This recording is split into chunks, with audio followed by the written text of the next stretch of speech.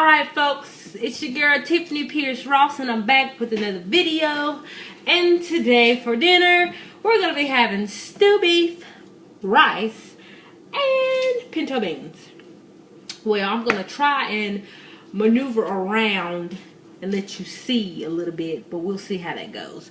But anyway, over in this section here, in my lovely, oh you can't see it, my lovely little pot here, I have my pinto beans boiling. I'm going to let them boil for about 2 minutes because this is a quick soak. I'm going to let them boil for 2 minutes and I'm going to take them out and let them stand for an hour. And then we'll go through the cooking process. But as for right now, they're boiling. They're going to boil on high for the next 2 minutes. Alright, let me turn you back. Here we go. And here we have a package of my beef stew. I had it upside down. Sorry, but it doesn't matter because you can't read what it says anyway. But that's going to be for our beef stew. The ingredients that you're going to need are my lovely, lovely, lovely, lovely garlic salt. Again, I'm going to use the Mediterranean style of Lowry's. I really would prefer the regular, but considering this is all I have, this is what I got to use. Of course, some black pepper. Move that bowl out of the way. And, there they are. See these little cubes? The beef kind. I ain't even gonna pronounce that right there because I know I'm gonna tear it up, but you can read. Anywho, for every one of these, you're gonna need a cup of water. So for every cup of water, throw you on in one of them cubes. Alright. Ooh, that's boiling up real nice. But I'll be back. Alright, for the sake of time, I went ahead and took my pinto beans off, and they're sitting in the back, which of course they have to sit covered for an hour. It is 4:40 now, so at about 5:40 they'll be ready to actually be rinsed again and start the cooking process.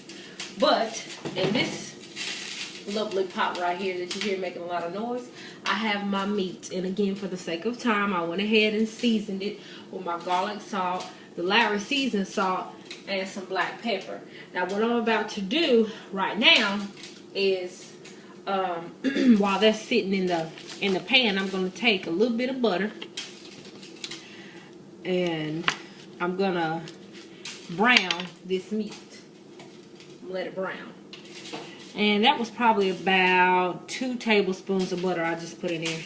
And I'm going to let it brown. And also, in this aluminum foil, if I can get it open, I have an onion that I'm going to chop and also put in there and allow it to brown. My stove is set right now on high because I want it to brown rather quickly before I add my water. So while that's going, I'm just gonna put some onion.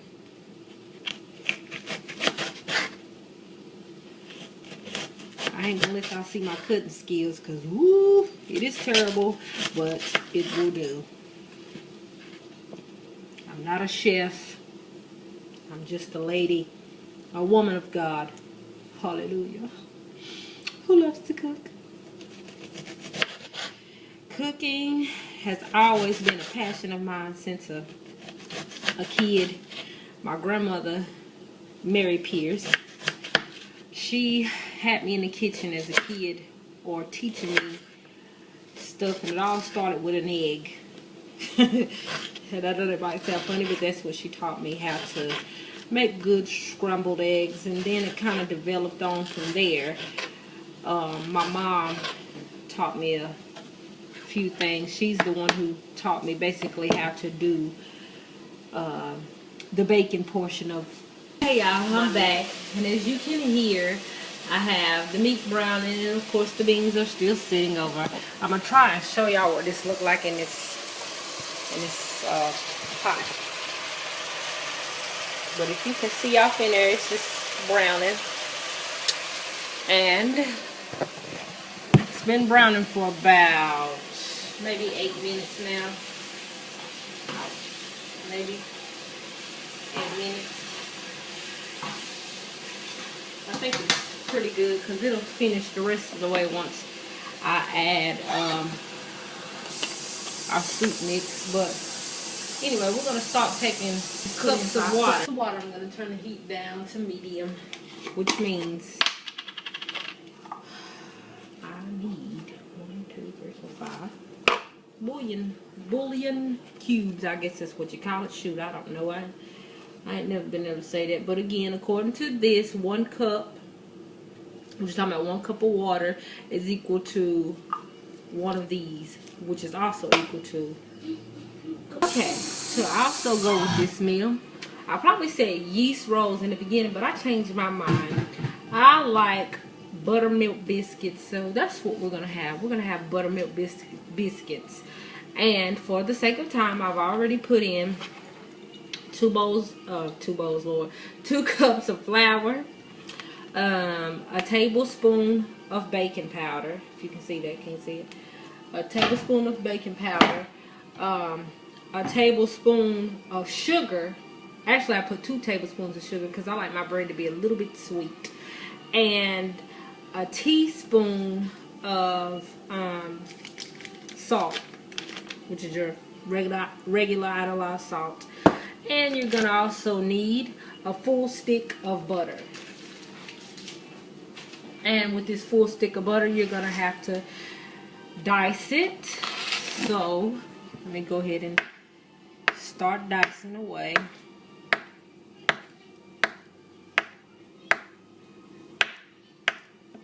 Just a couple little cubes. Make it in the cubes. Nothing fancy. Nothing major. And if you want to, you can blend this out. You don't necessarily have to.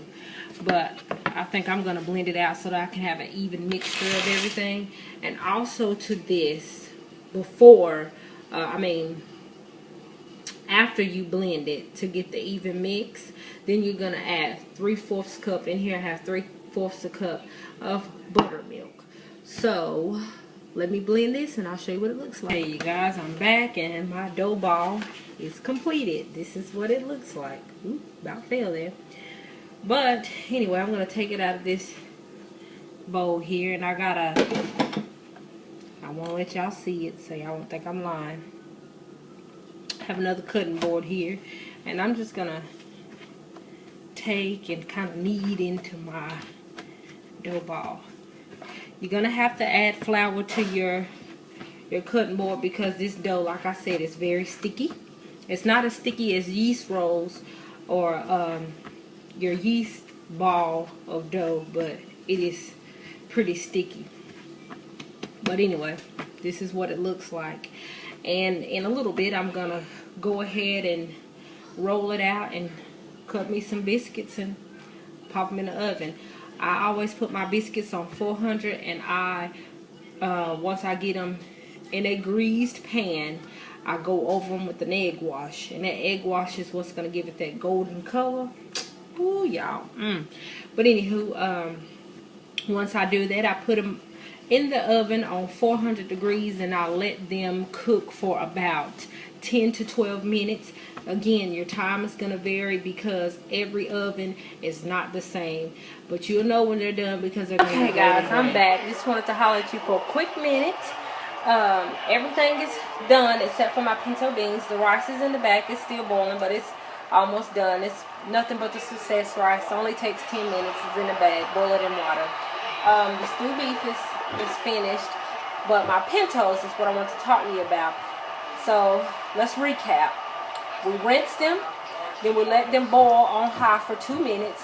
Then we took it off the heat and let it sit for an hour. Took it out of that water, drained it, washed over it again, picked out the bad beans, and then put it back in the pot and added water just above the beans. And I have been letting my beans cook for about 2.5 hours, almost 3 hours. I like my beans to be tender. Some people like it with still a little not necessarily toughness, but a little bit of a crunch, whatever floats your boat. But I like mine to be real tender, and they are still cooking. They're not done quite yet, but I did add a little seasoning. I added bacon, black pepper, sugar, and garlic salt. And I'm gonna let y'all look at it, see what it looks like so far. But basically, that's about what it looks like right now. It's still boiling. I'm probably gonna let it cook for maybe another hour, and then we're gonna eat. Like I said, I have pictures that I'll post at the end of everything done on the plate or whatever. But I really pray that you guys enjoyed this video. If you have any questions, don't hesitate to ask. Oh, and also I wanted to invite you guys to my YouTube channel. Look for Tiffany Pierce Ross. Subscribe. Thank y'all. Peace.